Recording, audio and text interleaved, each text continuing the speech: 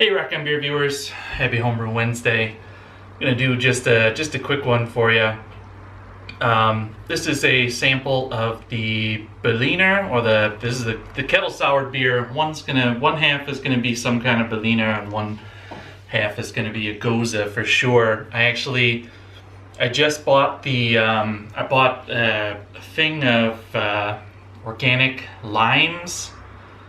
So I'm gonna do the zest off of those and the juice. I might as well throw the juice in there too.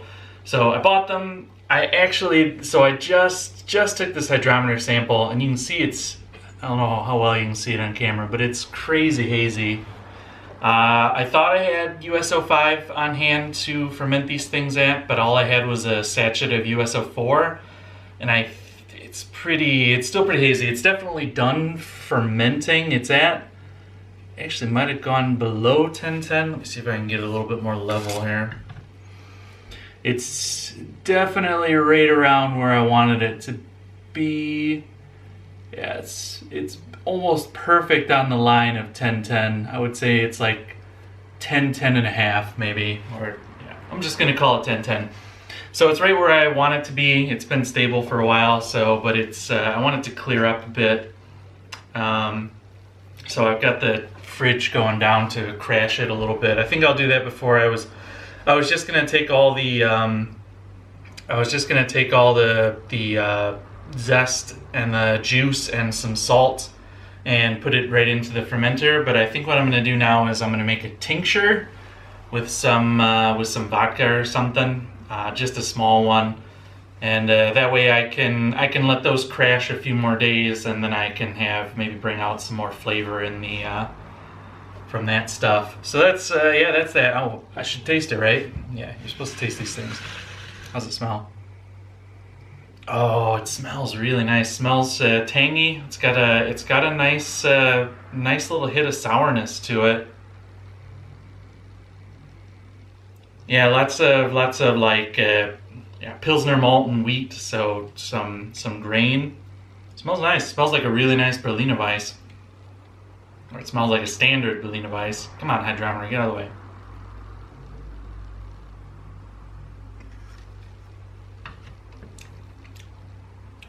Oh wow, that's tart. Oh, it's good though. Oh boy. That's nice. Oh, hang on, I'm gonna drink a little bit more of the sample.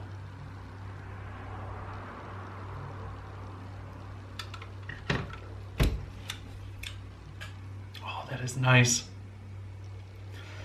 It tastes spot on to a kind of crushable Berliner Weiss, like the kind that I really like. The sourness is aggressive, but not incredibly like off-puttingly aggressive. And it's got that nice malt profile to it. Oh, that is just such a nice. So the vote dry hop won by 1 vote over fruit. But I gotta tell you, now after drinking, I'm gonna actually drink some more of this. Oh, now after drinking it, I'm seriously considering whether I should do. I think I'm going to do what the Big Banana mentioned, which is I think I'm going to bottle off a few liters so I can at least get some bottles of the regular before I do anything else to it. But yeah, so in the vote, the dry hopping did win, so I probably will dry hop some of it. But that is really nice. Yeah, finished at 1010. Original gravity was hang on.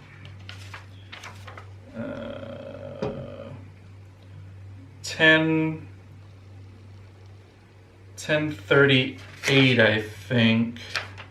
Did I not write it down? I think I put it in the video. I'll have to go back and look at that. Yeah, so it's about where I wanted it to be. It's about like 3.8, somewhere in the high 3s, low 4s, which is great. It's going to be absolutely perfect during the heat wave we still have going on here.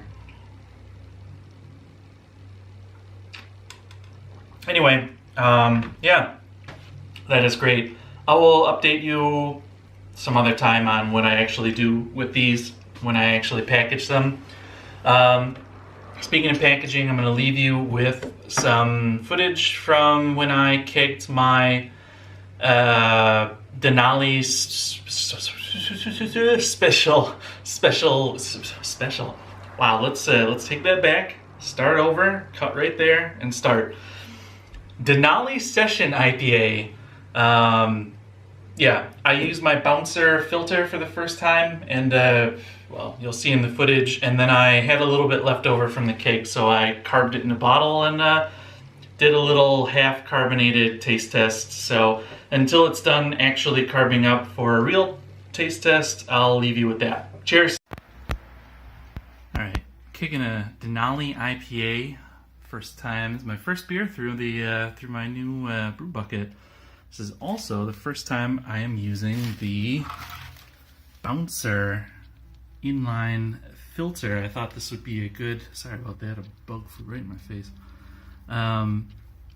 Thought this would be a good beer for it. You can see it's pretty kind of hazy. I was a little skeptical of using it. I get a lot of problems with my really hoppy beers blocking the poppets. So I bought this thing, and I'm super nervous about it because, I mean, you know, air and stuff, but I don't see a lot of like air bubbles or anything going. Well, now that I say that, I can see a few. But it's a purged keg, and I don't know. It'll be worth it if it can get some chunks out of the beer. I need to maybe shorten this line a little bit or get something to hold it up because it's a lot of weight on those little connections there. But yeah, it's going fine. It's flowing fine. So we'll take a look at it after I actually run the beer through it and see what it picked up. All right, not sure if you can see that. Just emptied the filter and, well, okay, that's a lot better. The old visualizing. So I didn't wash that out or anything. That's just what it looks like after I just unscrewed it off the line and poured the little bit of beer that was left in there out. It did not catch anything, and I think maybe I have to. I can't completely. I mean, I'm not.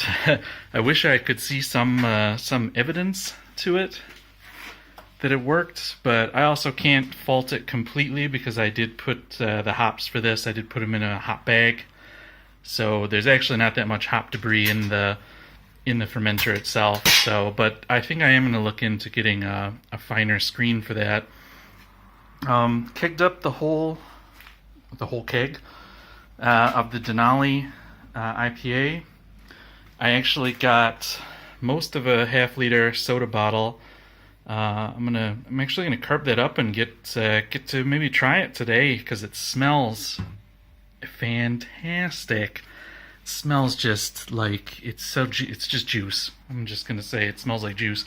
So that smells awesome. I'm gonna carb that up. Maybe I'll throw that on the end of this video just for something, and I'm gonna get that carbonating in the old keezer. So, all right, maybe I'll throw that on there. Hey guys, I'm back. I'm back with that little IPA tasting thing I was going to stick on the end of the other video. If I look a little different, it's because it's actually the next day. I got pulled away to something yesterday, and I didn't get to finish. And that little bottle of beer has just been sitting in the fridge, or little whatever. Yeah, cola bottle of beer. First things first though, I forgot to take a sample of the beer yesterday, so I'm gonna pour some in there and let it degas. Let's see, I haven't used one of these in a while. These little carb caps. I have no idea how much carbonation got into this thing. I just stuck it up and shook it a little bit. The sample jar is well foamed. Oh, it's foaming up like crazy. Oh, that's silly. I've never tried to take a sample from a carbonated beer before. Have I? Maybe I have. Maybe I've tried to look at like commercial beers, but I'm guessing I'll have to wait a while for that to degas before I can actually get a decent reading off of it. But let's pour some in this glass. See how this IPA came out. Save a little bit back because I need it for the sample. So, all right. No, it's actually looks relatively carbonated.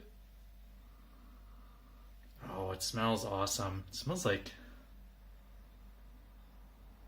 Well, I get the Citra for sure in there. There's 100 grams of Citra in there, and then there's 200 grams of Denali. I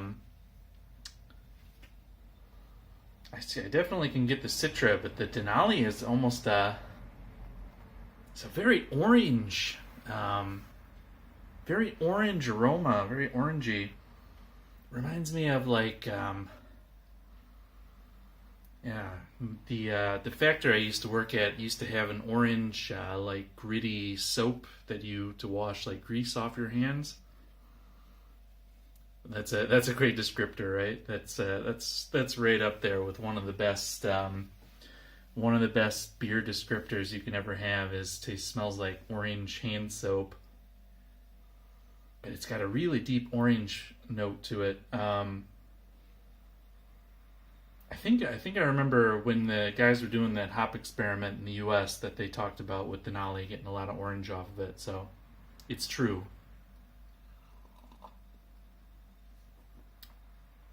Oh, that tastes great.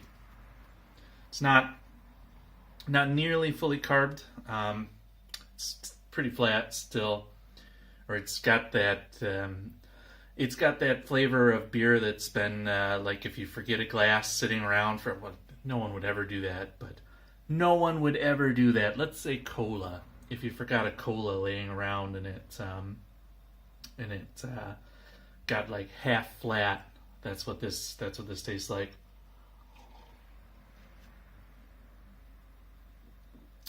But yeah, almost no